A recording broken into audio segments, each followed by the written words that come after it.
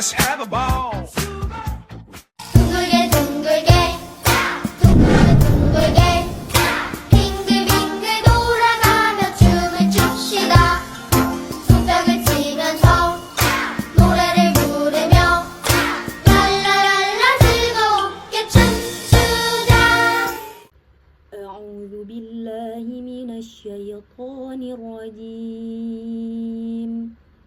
بسم الله الرحمن الرحيم. Assalamualaikum warahmatullahi wabarakatuh. Perkenalkan, nama saya Feti Nurianda dari Program Studi Ilmu Al-Quran dan Tafsir Fakultas Usuluddin dan Studi Agama Universitas Islam Darussalam Ciamis. Pada video kali ini, saya akan membahas materi terkait tafsir Jalalain dari berbagai aspek, yaitu biografi mufasir, metodologi, dan karakteristik penafsiran, untuk memenuhi salah satu tugas pada mata kuliah Manahij Mufassirin. Tafsir Jalalain merupakan salah satu literatur tafsir yang banyak dikaji di Indonesia. Hal ini dapat dibuktikan dengan banyaknya pesantren yang menjadikan tafsir ini sebagai bahan rujukan. Bahkan karena begitu banyaknya dikaji, rasanya seakan tafsir ini terkesan wajib dijadikan sebagai kajian dalam pendidikan pesantren. Bahasanya yang ringan menjadi daya tarik tersendiri bagi masyarakat karena dengannya mudah dipahami. Beberapa kalangan pun merekomendasikan tafsir ini sebagai salah satu rujukan yang tepat bagi orang-orang yang baru mempelajari tafsir Al-Quran. Terdapat 3 hal yang melatar belakangi penulisan tafsir Al-Jalalain. Yang pertama adalah kondisi sosial intelektual pada abad ke-9 Hijriah. Telah banyak bermunculan kitab-kitab tafsir yang sangat detail dan mendalam, namun seringkali terlalu kompleks untuk dipahami oleh masyarakat umum. Kondisi ini mendorong para ulama untuk menyusun tafsir yang lebih ringkas dan mudah dipahami, namun tetap memiliki nilai keilmuan yang tinggi. Yang kedua, kebutuhan pendidikan di Masjid Al-Azhar dan berbagai institusi pendidikan Islam lainnya dibutuhkan kitab tafsir yang bisa digunakan sebagai bahan ajar yang efektif. Tafsir yang ada saat itu umumnya terlalu panjang untuk digunakan dalam proses pembelajaran. Dan yang ketiga, motivasi personal Jalaluddin Al-Mahalli sebagai seorang ulama dan pendidik melihat pentingnya menyusun tafsir yang memudahkan pemahaman Al-Quran tanpa menghilangkan esensi maknanya. Adapun kitab tafsir Jalalain memiliki sejarah penulisan yang unik, berbeda dengan tafsir pada umumnya yang ditulis secara berurutan dari awal hingga akhir oleh satu orang penulis saja. Tafsir Jalalain ditulis oleh 2 ulama besar yang membuat tafsir ini menjadi 2 fase penulisan. Fase pertama, kitab ini ditulis oleh Jalaluddin Al-Mahalli pada tahun 824 Hijriah dan beliau wafat sebelum menyelesaikan kitab tafsir ini. Beliau memulai penulisan Al-Quran dari surah Al-Kahfi sampai surah An-Nas dengan menggunakan metode yang sangat sistematis dan ringkas. Fase kedua, penyempurnaan oleh Jalaluddin As-Suyuti yang merupakan murid dari Jalaluddin Al-Mahalli pada tahun 870 Hijriah. Beliau melanjutkan penulisan kitab tafsir ini dari surah Al-Baqarah sampai surah Al-Isra. Ia mengikuti metode yang nyaris sama dengan gurunya. Kita masuk kepada pembahasan biografi mufasir. Yang pertama ada Jalaluddin Al-Mahalli. Nama asli beliau ialah Muhammad ibnu Ahmad ibnu Muhammad ibnu Ibrahim Al-Mahalli Asy-Syafi'i. Beliau dilahirkan di Mesir pada tahun 791 Hijriah dan wafat pada permulaan 864 Hijriah. Imam Jalaluddin Al-Mahalli adalah seorang ulama besar yang lahir di Mesir pada abad ke-14 Masehi. Beliau dikenal sebagai seorang ahli tafsir dan memiliki pengetahuan yang luas dalam berbagai cabang ilmu agama. Al-Mahalli memulai penulisan tafsir Al-Jalalain, namun sayang, beliau wafat sebelum sempat menyelesaikannya. Latar belakang pendidikan Al-Mahalli sangat kuat dalam bidang agama. Beliau menguasai berbagai ilmu seperti tafsir, hadis, fiqih, dan usul fiqih. Selain tafsir Al-Jalalain, Al-Mahalli juga memiliki karya-karya lain yang membahas tentang ilmu-ilmu keislaman. Peran Al-Mahalli dalam ilmu tafsir sangat besar.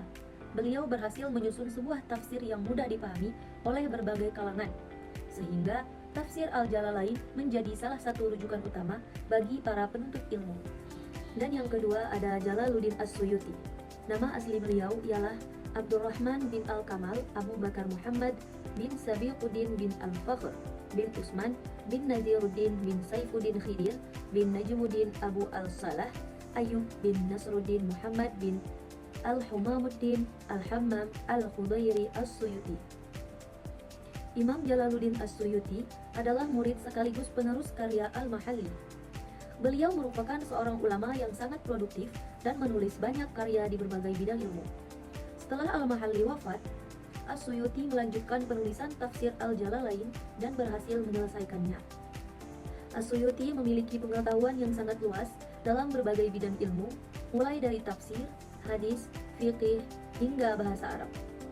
Beliau juga dikenal sebagai seorang muhaddits yang sangat handal. Peran As-Suyuti dalam ilmu tafsir tidak hanya sebatas penyelesaian tafsir Al-Jalalain. Beliau juga banyak menulis karya-karya lain yang berkaitan dengan tafsir dan ilmu-ilmu Al-Quran. Melalui karya-karyanya, As-Suyuti berhasil memperkaya khazanah ilmu tafsir dan menjadikannya salah satu ulama yang paling berpengaruh dalam sejarah Islam.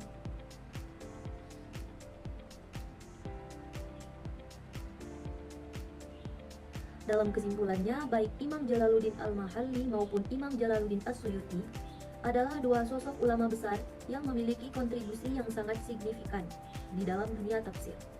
Melalui karya mereka, khususnya tafsir Al-Jalalain, keduanya telah memberikan sumbangan yang sangat berharga bagi umat Islam dan memahami Al-Quran. Dalam kesimpulannya, baik Imam Jalaluddin Al-Mahalli maupun Imam Jalaluddin As-Suyuti adalah dua sosok ulama besar yang memiliki kontribusi yang sangat signifikan dalam dunia tafsir. Melalui karya mereka, khususnya tafsir Al-Jalalain, keduanya telah memberikan sumbangan yang sangat berharga bagi umat Islam dalam memahami Al-Quran.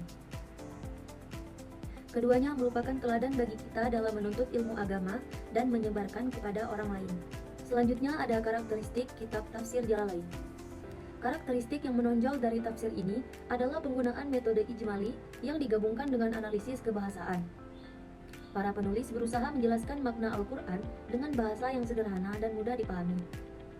Mereka juga memberikan perhatian pada aspek qiraat meski tidak secara mendalam. Dalam hal sumber penafsiran, tafsir Jalalain menggunakan pendekatan bir maksur dan bir ro'i secara seimbang.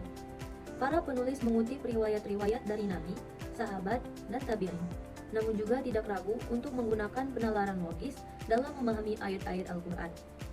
Mereka juga memperhatikan konteks historis atau asbabun nuzul meski tidak selalu mencantumkannya secara spesifik. Dari segi corak penafsiran, tafsir Al-Jalalain cenderung bersifat umum dan tidak terfokus pada satu bidang tertentu.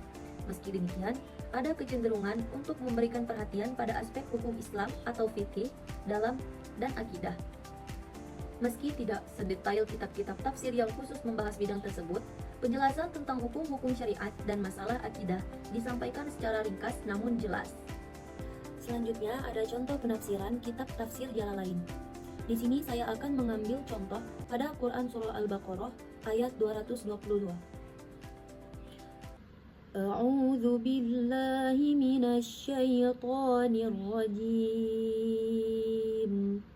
Bismillahirrahmanirrahim. Wa yas'alunaka 'anil mahid. Qul huwa adhan fa'tazilun nisaa fil mahid. ولا تقربوهن حتى يطهرن فإذا تطهرن فأتوهن من حيث أمركم الله إن الله يحب التوابين ويحب المتطهرين Sadaqallahul azim. Artinya, mereka bertanya kepadamu tentang haid. Katakanlah, haid itu adalah suatu kotoran. Oleh sebab itu, hendaklah kamu menjauhkan diri dari wanita di waktu haid, dan janganlah kamu mendekati mereka sebelum mereka suci. Apabila mereka telah suci, maka campurilah mereka itu di tempat yang diperintahkan Allah kepadamu. Sesungguhnya Allah menyukai orang-orang yang bertaubat dan menyukai orang-orang yang mensucikan diri. Pada ayat ini, Jalalain menerangkan bahwasannya mereka bertanya kepadamu tentang haid. Maksudnya, haid atau tempatnya dan bagaimana memperlakukan wanita padanya. Katakanlah, haid adalah suatu kotoran atau tempatnya kotoran, maka jauhilah wanita-wanita. Maksudnya janganlah bersetubuh dengan mereka di waktu haid atau pada tempatnya, dan janganlah kamu dekati mereka. Dengan maksud untuk bersetubuh sampai mereka suci. Yatahurna pada lapas tersebut dengan to baris mati atau pakai tasydid lalu ha, kemudian pada to asalnya diidghamkan kepada to dengan arti mandi setelah terhentinya.